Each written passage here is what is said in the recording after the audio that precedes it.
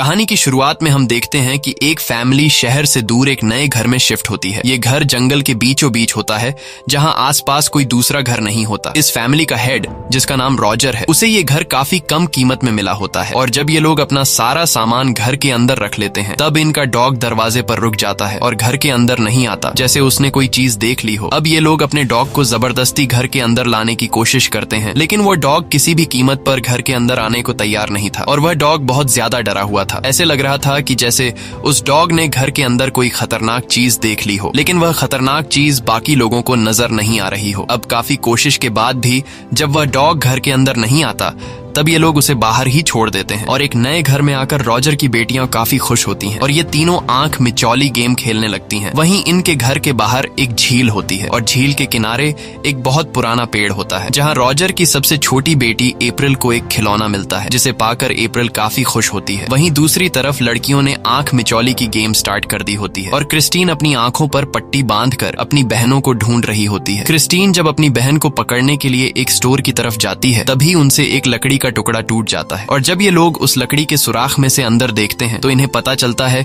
कि अंदर एक दूसरा कमरा है जिसे इन लकड़ियों से छुपा दिया गया है। तभी इनके फादर भी वहां आ जाते हैं और इनके फादर सामने लगी लकड़ियों को हटाकर उस कमरे के अंदर घुस जाता है। अंदर बहुत ही ज्यादा अंधेरा होता है, इसलिए इनके फादर माचिस जलाकर जब अंदर देखता है तो इसे पता चलता है कि ये एक बेसमेंट है जहाँ कुछ पुरानी चीजें रखी गई हैं। इसके बाद रॉजर वापस अपने बेटियों के पास आता है और इनसे कहता है कि अंदर कोई नहीं जाएगा क्योंकि अंदर बहुत सारी मकड़ियां हैं जो तुम्हें काट लेंगी। इसके बाद रॉजर उस दरवाजे को बंद कर देता है। अब रात हो जाती है और सभी सोने के लिए अपने अपने रूम में जाने लगते हैं, लेकिन तभी बाहर इनका डॉग जोर जोर से भौंकने लगता है। कुत्ते को भौंकता हुआ देखकर इन्हें कुछ अजीब सा लगता है, लेकिन फिर ये लोग उस पर ज्यादा ध्यान नहीं देते और सो जाते हैं। अगली सुबह कैरोलीन जब नींद से जागती है तो वो देखती है कि उसके पैर पर एक अजीब सा निशान है। उसे कुछ समझ नहीं आता कि अचानक ये निशान कैसे आए और जब वो अपने कमरे से बाहर आती है तो वो देखती है कि घर की सारी घड़ियां 3:07 पर बंद हो गई हैं। ये देखकर कैरोलीन परेशान हो जाती है और सीधा जाकर अपने हस्बैंड को ये सब बताती है। तब रॉजर अपनी वाइफ कैरोलीन से कहता है कि शायद कल गाड़ी में सामान लाते हुए किसी झटके की वजह से घड़ियां बंद हो गई हों। इसके बाद कैरोलीन रॉजर को अपने पैर पर निशान दिखाते हुए कहती है कि कल रात ये तुमने क्या कर दिया है। तब रॉजर कहता है कि मैंने कुछ भी नहीं किया। अब इन दोनों की बातें चल ही रही होती हैं कि तभी इन्हें बाहर से अपनी बेटी की जोर से चिल्लाने की आवाज सुनाई देती है, जिसे सुनकर ये दोनों फौरन दौड़ते हुए बाहर अपनी बेटी के पास पहुंचते हैं, जहां ये लोग देखते हैं कि इनके कुत्ते को किसी ने मार दिया है। ये देखकर इन तीनों को बहुत दुख होता है, लेकिन इन्हें अब तक समझ में नहीं आता कि इसकी मौत कैसी हुई। अब एक बार फिर से दिन गुजरता है और रात हो जाती है और ठीक 3:07 पर घर की सभी घड़ियां रुक जाती हैं, यानी कि फिर से बुरी चीजों का टाइम शुरू हो चुका है। यहाँ रॉजर जागा हुआ होता है क्योंकि उसे घर में किसी की आवाज सुनाई दे रही होती है, इसलिए जब वो अपने रूम से बाहर आता है तो वो अपनी बेटी को सीढ़ियों पर खड़ा हुआ देखता है। तब रॉजर अपनी बेटी से पूछता है कि क्या हुआ, तुम रात को इस तरह से क्यों खड़ी हो, जिस पर इसकी बेटी कहती है कि सिंडी को पता नहीं क्या हो गया है, वो अजीब सा बिहेव कर रही है। ये सुनकर रॉजर अपनी बेटी के रूम में जाता है और वहाँ वो देखता है कि उसकी बेटी सिंडी अपना सर सामने की अलमारी से पटक रही है। ये देखकर रॉजर को कुछ समझ नहीं आता कि आखिर उसकी बेटी ऐसा क्यों कर रही है, क्योंकि इसने पहले तो ऐसा कभी नहीं किया। इसके बाद रॉजर अपनी बेटी के पास जाता है और उसे हाथ से पकड़कर बेड पर सुला देता है। अगली सुबह एक बार फिर से कैरोलीन की बॉडी पर एक नया निशान आ गया होता है। ये देखकर कैरोलीन को लगता है कि शायद उसे कोई बीमारी हो गई। इसके बाद रॉजर जब काम के लिए जा रहा होता है तभी उसे घर के छत से किसी के गिरने की आवाज सुनाई देती है। रॉजर जब वहाँ जाता है तो वो देखता है कि छत से एक कबूतर नीचे गिरा हुआ है और वो कबूतर तड़प तड़प कर मर जाता है। ये देखकर रॉजर पूरी तरह से शॉक हो जाता है और रॉजर को भी समझ आ जाता है कि इस नए घर में कुछ न कुछ गड़बड़ है, क्योंकि जब से ये लोग इस नए घर में आए हैं तब से अजीब सी चीजें होने लगी हैं। लेकिन फिर रॉजर कुछ खास ध्यान न देते हुए काम पर चला जाता है। रॉजर के जाने के बाद उसकी 3 बेटियां भी स्कूल चली जाती हैं। अब यहाँ घर पर अकेली कैरोलीन और उसकी सबसे छोटी बेटी अप्रैल रह जाती है। कैरोलीन जब अपनी बेटी के रूम में आती है तो वो देखती है कि अप्रैल किसी से बात कर रही है। तब कैरोलीन अपनी बेटी से पूछती है कि तुम किससे बात कर रही हो, जिस पर अप्रैल बताती है कि इस म्यूजिक बॉक्स में मेरा एक दोस्त रहता है जो मुझसे बातें करता है और ये वही बॉक्स होता है जो अप्रैल को घर के बाहर पुराने बड़े पेड़ के पास मिला था। ये सुनकर कैरोलीन अपनी बेटी की बातों को मजाक में लेते हुए उस बॉक्स को प्ले करती है और इस बॉक्स के शीशे में अप्रैल के दोस्त को देखने लगती है, लेकिन उसे कुछ भी दिखाई नहीं देता। अब यहाँ अप्रैल अपनी मॉम से कहती है कि तुम मेरे साथ आंख मिचौली गेम खेलो। तब कैरोलीन अपनी बेटी की खुशी के लिए राजी हो जाती है और अपनी आंखों पर पट्टी बांधकर अपनी बेटी से कहती है कि तुम घर के किसी भी कोने में छुप जाओ और मैं तुम्हें ढूंढ लूंगी। तब अप्रैल भी ऐसा ही करती है और वो घर के एक कोने में छुप जाती है। इसके बाद कैरोलीन अपनी बेटी को ढूंढते हुए उसके कमरे में चली जाती है, जहाँ कमरे में एक अलमारी होती है और वो अलमारी अपने आप ही खुल जाती है। अलमारी के खुलने की आवाज कैरोलीन सुन लेती है और कैरोलीन को लगता है कि अलमारी को उसकी बेटी ने खोला है, इसलिए वो अपनी बेटी से कहती है कि क्लैप करो। और तभी अलमारी में से 2 हाथ निकलते हैं और 2 बार क्लैप करते हैं। क्लैप की आवाज सुनकर कैरोलीन धीरे धीरे अलमारी की तरफ बढ़ने लगती है। अलमारी के पास पहुंचकर उसे किसी के सांस लेने की आवाज सुनाई देती है। कैरोलीन को लगा कि यह उसकी बेटी सांस ले रही है, इसीलिए वो उसे पकड़ने की कोशिश करती है, लेकिन सामने से आवाज आने के बावजूद उसके हाथ कुछ भी नहीं लगता। ये देखकर वो घबरा जाती है और जल्दी से अपनी आंखों से पट्टी उतार देती है। तब उसे सामने अलमारी में कोई भी नहीं दिखता और तभी पीछे से उसकी बेटी आती है। अपनी बेटी को देखकर कैरोलीन हैरान रह जाती है और वो अपनी बेटी से पूछती है कि तुम कहाँ थी। तब अप्रैल बोलती है कि मैं तो क्रिस्टीन के कमरे में थी। ये सुनकर कैरोलीन पूरी तरह से चौंक जाती है और उसे समझ नहीं आता कि अलमारी में से क्लैप किसने की। अब रात होती है और जब क्रिस्टीन अपने बेड पर सो रही होती है तभी उसका पैर कोई जोर से खींच लेता है, जिससे वो जाग जाती है। शुरू में क्रिस्टीन को लगा कि यह उसकी बहन का मजाक है, लेकिन जब वो देखती है कि उसकी बहन तो बगल में सो रही है जबकि उसका पैर सामने से खींचा गया है, इसलिए वो बेड के नीचे देखती है, पर बेड के नीचे कोई भी नहीं होता और तभी उसे दरवाजे के पीछे कोई दिखता है। इसलिए वो अपनी बहन नैन्सी को जगाती है और उससे कहती है कि सामने के दरवाजे से हमें कोई देख रहा है। तब नैन्सी कहती है कि मुझे तो कोई भी दिखाई नहीं दे रहा और नैन्सी दरवाजे के पास भी जाती है और कहती है कि यहाँ पर कोई भी नहीं है, लेकिन यहाँ पर बहुत ही गंदी बदबू आ रही है।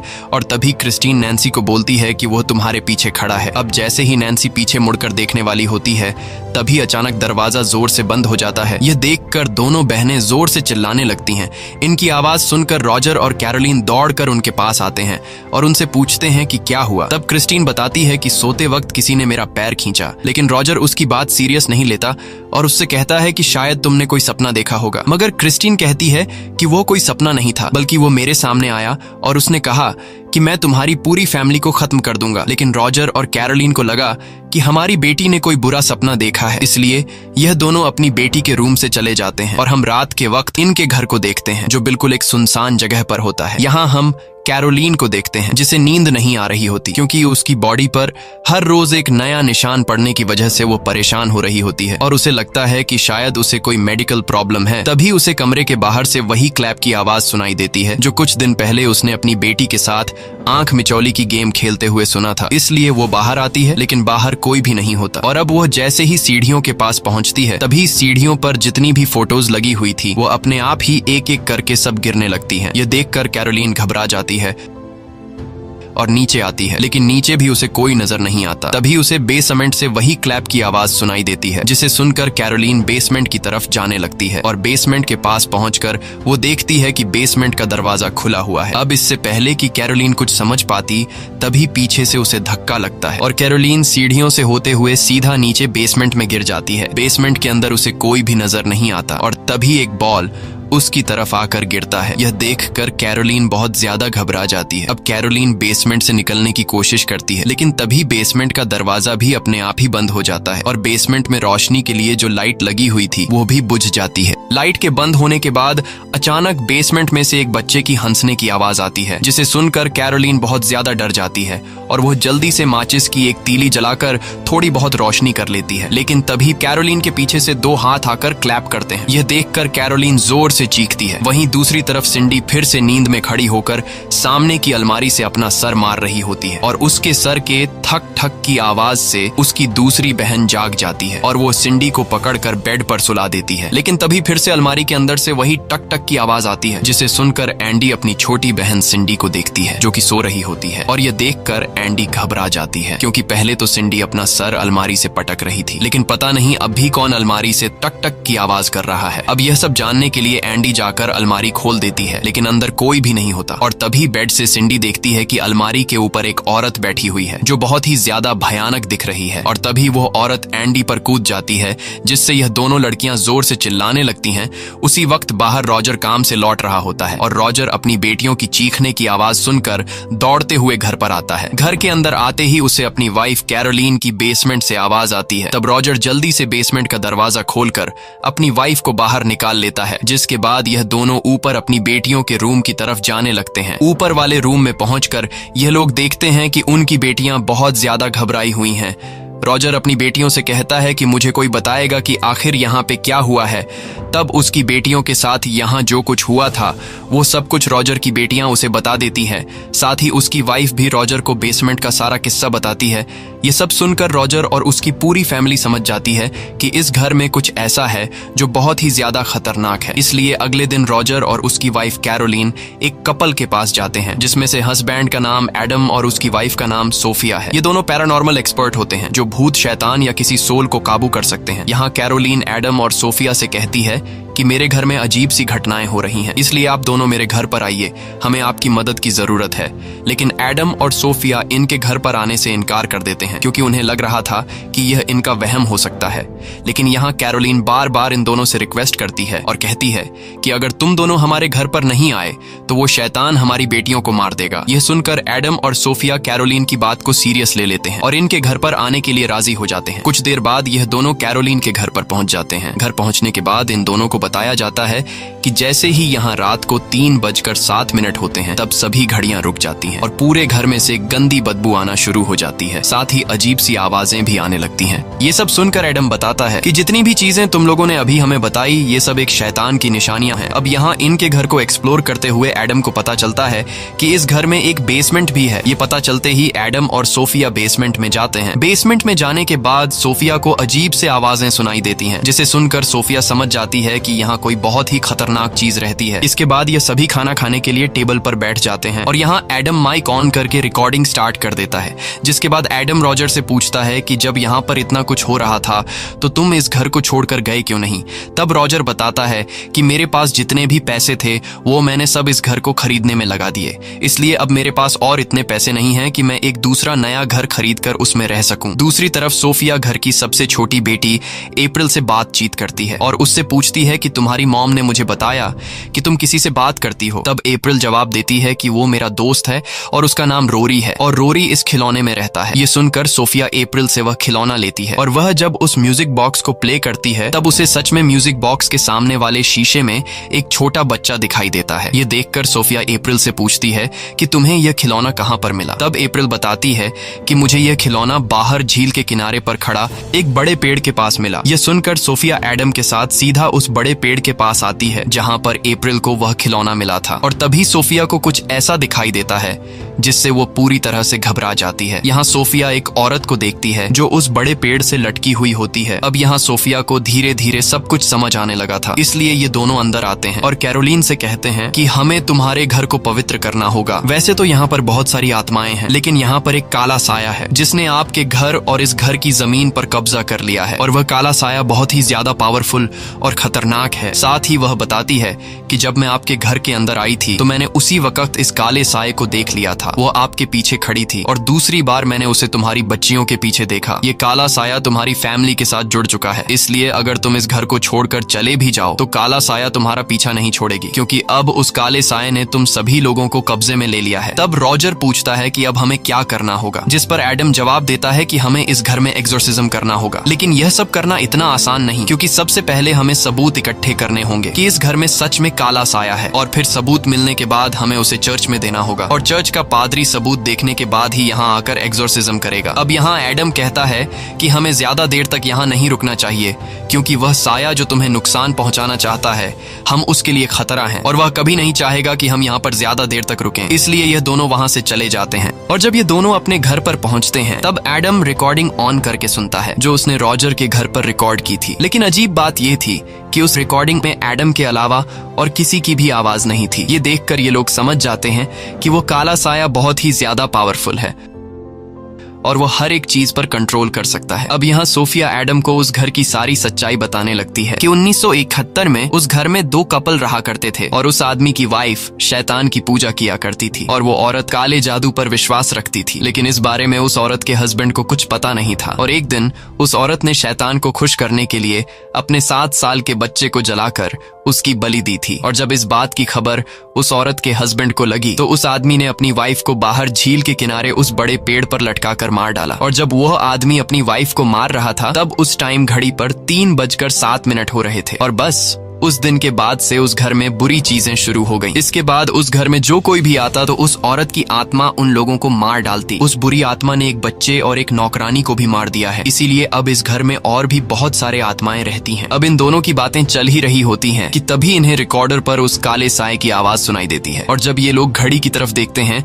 तब घड़ी में 3:07 हो रहे होते हैं। अगले दिन सोफिया और एडम एक पुलिस ऑफिसर और एक कैमरामैन के साथ उस घर पर जाते हैं ताकि ये लोग सबूत इकट्ठा कर सकें। ये लोग घर के हर एक कोने में माइक और कैमरा फिट कर लेते हैं ताकि यहाँ रात को कोई भी हरकत हो तो ये लोग उसे कैमरे में रिकॉर्ड कर सके। वहीं दूसरी तरफ सोफिया कैरोलीन से बात कर रही होती है। तब कैरोलीन सोफिया को अपनी फैमिली की फोटोज दिखाते हुए कहती है कि मैं अपने बच्चों से बहुत ज्यादा प्यार करती हूँ, इसलिए तुम जैसे भी करके उस काले साए से मेरे बच्चों को बचा लो। सोफिया जवाब में कहती है कि तुम परेशान मत हो, बस तुम अपने आप को मजबूत रखो। उस काले साए के सामने तुम खुद को जितना कमजोर करोगी वो तुम पर और ज्यादा हावी होने लगेगा। अब यहाँ पूरे घर में कैमरा और माइक फिट करने के बाद जब सारी तैयारियां हो जाती हैं तब ये लोग उस काले साए का इंतजार करते हैं। लेकिन आज रात उस घर में कुछ भी नहीं होता क्योंकि वो काला साया बहुत ही चालाक होता है और उस काले साए को इनकी चाल का पता चल जाता है। अगली सुबह सभी लोग मिलकर नाश्ता करते हैं और सोफिया कैरोलीन को आराम देने के लिए जब कपड़े तार पर सुखा रही होती है तभी अचानक एक कपड़ा उड़ जाता है और वह साया सोफिया के सामने खड़ा हो जाता है। लेकिन तभी वह कपड़ा उड़कर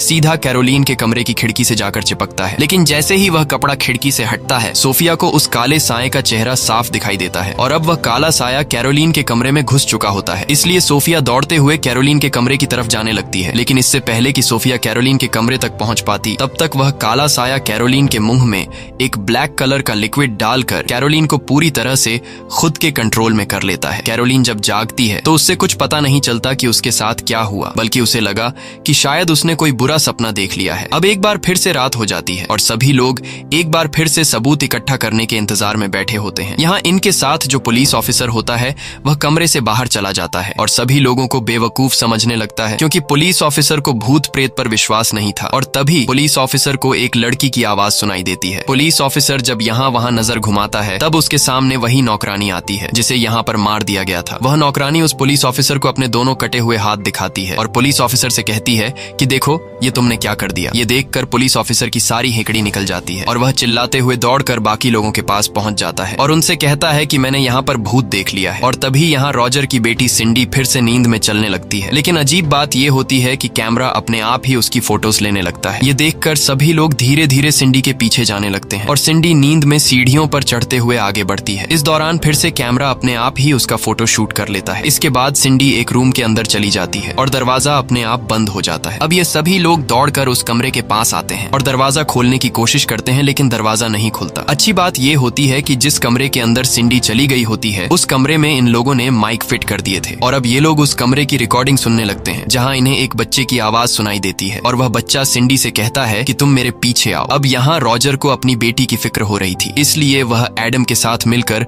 उस कमरे का दरवाजा तोड़ देता है। लेकिन कमरे के अंदर जाने पर रॉजर को अपनी बेटी कहीं पर भी दिखाई नहीं देती। ये लोग सिंडी को चारों तरफ ढूंढते हैं लेकिन सिंडी इन्हें कहीं पर भी नहीं मिलती और तभी इन लोगों को सामने एक अलमारी दिखती है। जब ये लोग उस अलमारी को खोलते हैं तब उस अलमारी में एक बड़ा सा सुराख हुआ होता है और जब ये लोग सुराख के अंदर देखते हैं तो अंदर एक कोने में सिंडी बैठी होती है, जिसके बाद ये लोग सिंडी को सही सलामत वहां से निकाल लेते हैं। अब यहाँ अप्रैल जो रॉजर की सबसे छोटी बेटी होती है जिसे बाहर पेड़ के पास खिलौना मिला था, वह सोफिया को बताती है कि मेरा दोस्त रोरी जब ज्यादा डरा हुआ होता है तो वह उस अलमारी के पीछे उस कोने में बैठता है जहाँ पर अभी सिंडी बैठी थी। ये पता चलते ही सोफिया सीधा उस अलमारी के पीछे सुरंग में जाती है जहां सोफिया को एक रस्सी मिलती है। ये वही रस्सी होती है जिसे इस घर के सबसे पहले मालिक ने अपनी वाइफ को बाहर बड़े पेड़ से लटका दिया था। तभी अचानक सोफिया के पैरों के नीचे लकड़ी टूट जाती है और सोफिया सीधा नीचे बेसमेंट में गिरती है। वहां पर वही म्यूजिक बॉक्स भी रखा हुआ होता है और जब सोफिया उस म्यूजिक बॉक्स के शीशे में देखती है तो उसे रोरी की मॉम दिखाई देती है और तभी रोरी की मॉम उसके सामने आती है और रोरी की मॉम सोफिया से कहती है कि मैं अपने बच्चे रोरी को नहीं मारना चाहती थी लेकिन उस शैतान ने मुझसे ये जबरदस्ती करवाया। ये सुनकर वो शैतान रोरी की मॉम को गायब कर देता है और खुद रोरी की मॉम की बॉडी में आकर सोफिया को मारने लगता है। तब सोफिया किसी तरह करके खुद को बचाते हुए वहां से भागने लगती है, लेकिन तभी वो काला साया सोफिया के गले का लॉकेट पकड़कर खींच लेता है। लकीली उसी वक्त एडम बेसमेंट का दरवाजा खोलकर सोफिया को तो बचा लेता है, लेकिन अब उस काले साये के पास सोफिया का लॉकेट था जिसमें सोफिया की बेटी की फोटो थी। अब यहाँ सोफिया बाहर आकर सभी को बताती है कि मुझे पता चल गया है कि यहाँ पर जो काला साया है वो बच्चों की माँ को अपने वश में करके उससे जबरदस्ती उसके अपने ही बच्चों को मरवाता है। और कैरोलिन के बॉडी पर जो निशान आए हैं वो किसी बीमारी की वजह से नहीं आए, बल्कि यह उसी काले साये ने तुम्हें दिए हैं। और अब वह साया भी तुमसे तुम्हारे बच्चों को मरवाना चाहता है, जैसे उसने पहले भी यहाँ रहने वाले लोगों से करवाया। अब यहाँ पर जो साया होता है उसे पता चल जाता है कि मेरा राज खुल चुका है, और तभी घर का सारा सामान यहाँ वहाँ गिरने लगता है। इसके बाद वो साया रॉजर की बेटी नैन्सी को बालों से पकड़कर खींचता है और उसे सामने के दीवार से पटकता है, लेकिन यह लोग जैसे तैसे करके नैन्सी को छुड़ा लेते हैं और फिर पूरी फैमिली इस घर से बाहर निकलकर इस घर को छोड़ने का फैसला कर लेते हैं, क्योंकि अब उनके पास सबूत भी आ चुके हैं जिससे यह लोग चर्च में दिखा सकते हैं। अब जैसे ही यह लोग यहाँ से जाने वाले होते हैं तभी सोफिया को पास के झील के पानी से अपनी बेटी की आवाज सुनाई देती है, जिसे सुनकर सोफिया घबरा जाती है और वो झील की तरफ जाती है, जहाँ झील के पानी में उसे अपनी बेटी की मरी हुई लाश दिखाई देती है। यह देखकर सोफिया बहुत ज्यादा डर जाती है और वो जल्दी से घर में वापस आकर अपने घर कॉल करके अपनी बेटी से बात करती है और उसे पता चलता है कि उसकी बेटी सही सलामत है। ये सब सुनकर सोफिया सुकून की सांस लेती है, लेकिन वह अपने हस्बैंड के गले लगकर रोते हुए कहती है कि यह उस काले साये की तरफ से हमें वार्निंग दी जा रही है। इसके बाद सोफिया और एडम चर्च के पादरी के पास पहुंचते हैं और उसे सारे सबूत दिखाते हैं। पादरी उन फोटोज में उस काले साये को देख लेता है, लेकिन पादरी कहता है कि हमें एक्सोर्सिज्म के लिए आगे से परमिशन लेनी होगी, जिसमें कुछ दिन लग सकते हैं। वहीं वह काला साया जान जाता है कि एडम और सोफिया को वार्निंग देने के बावजूद भी यह लोग अपने काम से पीछे नहीं हट रहे, इसलिए वो काला साया सोफिया की बेटी के पास जाता है जो अपने रूम में सो रही होती है, और तभी वह काला साया सोफिया की बेटी का पांव खींच लेता है। दरअसल यह काला साया यहाँ तक उस लॉकेट की वजह से पहुंच गया होता है, जो लॉकेट सोफिया से बेसमेंट में रह गया था, जिसमें सोफिया की बेटी की फोटो होती है। अब यहाँ वो साया जैसे ही सोफिया की बेटी को नुकसान पहुंचाने वाला होता है तभी एडम और सोफिया वहां पहुंच जाते हैं और अपनी बेटी को बचा लेते हैं। वहीं दूसरी तरफ हम कैरोलिन को देखते हैं जो अब पूरी तरह से उस काले साये के वश में आ चुकी है, और कैरोलिन ने अपनी दो बेटियां क्रिस्टीन और अप्रैल को गाड़ी में बिठाया होता है, जिसे कैरोलिन वापस उस साये वाले घर में ले जा रही होती है। अब जब रॉजर अपने नए घर में आता है तो वहां उसे उसकी बेटियां बताती हैं कि मॉम अजीब सा बिहेव कर रही थी और वो अपने साथ अप्रैल और क्रिस्टीन को गाड़ी में बिठाकर उस पुराने घर में ले गई है। ये पता चलते ही रॉजर एडम को कॉल करता है और उसे ये सारी बात बताता है। तब एडम कहता है कि मैं और सोफिया उस पुराने घर आ रहे हैं और तुम भी जल्दी से वहाँ पर पहुँचो। यहाँ सोफिया एडम से कहती है कि हमें जल्दी ही वहाँ पहुँचना होगा, क्योंकि वो साया कैरोलिन पर हावी हो चुका है और अब वो साया कैरोलिन से अपने बच्चों को मरवाएगा। कुछ देर बाद ये लोग वहाँ पहुँच जाते हैं। साथ ही ये लोग अपने साथ उस पुलिस ऑफिसर को भी लेकर आते हैं। यहाँ जब ये लोग घर का दरवाजा खोलने की कोशिश करते हैं तो दरवाजा अंदर से लॉक होता है, इसलिए पुलिस ऑफिसर बंदूक से शूट करके दरवाजे का लॉक तोड़ देता है और सभी लोग घर के अंदर चले जाते हैं। अब यह लोग जैसे ही बेसमेंट में जाते हैं तो वहाँ कैरोलिन अपनी बेटी क्रिस्टीन को मारने वाली होती है, लेकिन यह लोग कैरोलिन को पकड़कर क्रिस्टीन को छुड़ा लेते हैं। अब ये सब देखकर रॉजर की सबसे छोटी बेटी अप्रैल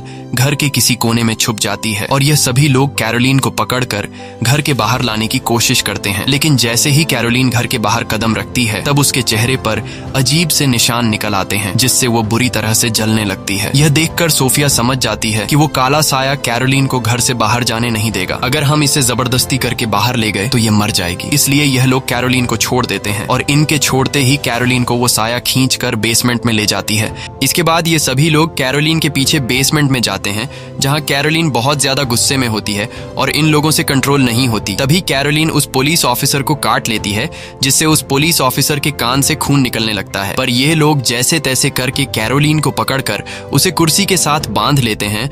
वहीं दूसरी तरफ एडम का एक साथी अप्रैल को ढूंढने लगता है, जो कुछ देर पहले डर के मारे घर के किसी कोने में छुप गई होती है। अब यहाँ एडम कहता है कि हमें पादरी को बुलाकर इस जगह को पवित्र करना होगा, लेकिन सोफिया कहती है कि पादरी को यहाँ आने में टाइम लगेगा। जब तक पादरी यहाँ आएंगे तब तक कैरोलिन बच नहीं पाएगी, इसलिए अब एडम खुद एक्सोर्सिज्म करने के लिए तैयार हो जाता है। तब सोफिया एडम से कहती है कि ऐसा करना बहुत ही खतरनाक है, इसमें तुम्हारी जान भी जा सकती है, लेकिन एडम कहता है कि मुझे ऊपर वाले ने इसी काम के लिए बनाया है। इसके बाद एडम किताब पढ़ना शुरू कर देता है और एडम के मंत्र पढ़ने से उस काले साये को तकलीफ होने लगती है, जिस वजह से कैरोलिन के मुंह से खून निकलने लगता है। लेकिन एडम नहीं रुकता और मंत्र पढ़ता जाता है। अब देखते ही देखते बेसमेंट की जमीन हिलने लगती है और घर के बाहर काले कौवे आकर मंडराने लगते हैं और जिस कुर्सी पर कैरोलीन बैठी होती है वह अपने आप ही हवा में उड़ जाती है। यह देखकर एडम और भी तेजी से मंत्र पढ़ने लगता है और तभी वह कुर्सी उलट जाती है। अब वह काला साया एडम के मंत्र को रोकने के लिए उस कुर्सी को नीचे जमीन पर गिरा देता है,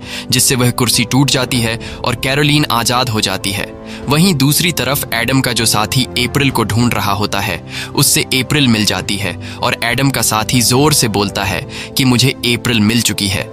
वह किचन के नीचे है और यह आवाज कैरोलीन भी सुन लेती है, जिसे सुनकर कैरोलीन अप्रैल को मारने के लिए दौड़ती है और वह अप्रैल के काफी करीब पहुंच जाती है। अब कैरोलीन जैसे ही कैंची उठाकर अप्रैल को मारने वाली होती है तभी वहां पर एडम आकर एग्जॉर्सिज्म कंप्लीट कर देता है। एग्जॉर्सिज्म कंप्लीट होने के बाद वह शैतान कमजोर होने लगता है और अब यहाँ एडम उस शैतान का असली नाम पुकारता है और कहता है कि बेंसीमा, मैं तुम्हें कसम देता हूँ कि ईश्वर की मर्जी से तुम वापस नरक चले जाओ। अपना असली नाम सुनकर उस शैतान को कुछ होने लगता है, लेकिन अब भी वह कैरोलीन की जान छोड़ने को तैयार नहीं था। पर तभी यहाँ सोफिया ऊपर के एक सुरंग से अपना हाथ निकालकर कैरोलीन के सर पर रखती है और उसका हौसला बढ़ाती है और कहती है कि तुम इस शैतान को हरा सकती हो, बस अपने आप को मजबूत रखो। साथ ही सोफिया कैरोलीन को उसकी फैमिली के अच्छे पल याद करवाती है और कहती है कि याद है तुमने मुझसे कहा था कि तुम अपनी फैमिली से बहुत ज्यादा प्यार करती हो। और कैरोलीन अपनी फैमिली को याद करके होश में आने लगती है और आखिर में कैरोलीन की फैमिली और उसके बच्चों की यादें उस शैतान को उससे दूर कर देती है। अब कैरोलीन धीरे धीरे वापस नॉर्मल हालत में आने लगती है और वह शैतान कैरोलीन की बॉडी को छोड़कर चला जाता है। होश में आने के बाद कैरोलीन अपने बच्चों को गले लगाती है और इसी के साथ सच्ची कहानी पर बनाई गई ये फिल्म खत्म हो जाती है। अगर आपको ये वीडियो अच्छी लगी हो तो हमारे चैनल को सब्सक्राइब और वीडियो को लाइक जरूर कीजिएगा।